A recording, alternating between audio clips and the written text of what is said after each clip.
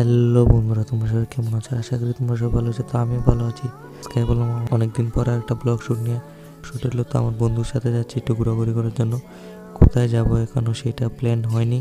Blog শ্যুটটা continue দেখতে থাকো, তাহলেই বুঝতে পারো আমরা কোথায় যাচ্ছি, কীরকম এনজয় হয়। এতটুকুই ভেবে তোমরা সবাই দেখতে থাকো।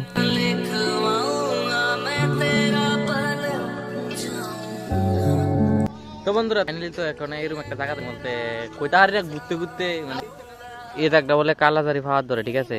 তো কইতাহারি না আমি ঠিক আমি অমর থাকি, কিন্তু কইতারি না আমার কোন জায়গা কই পে আছে।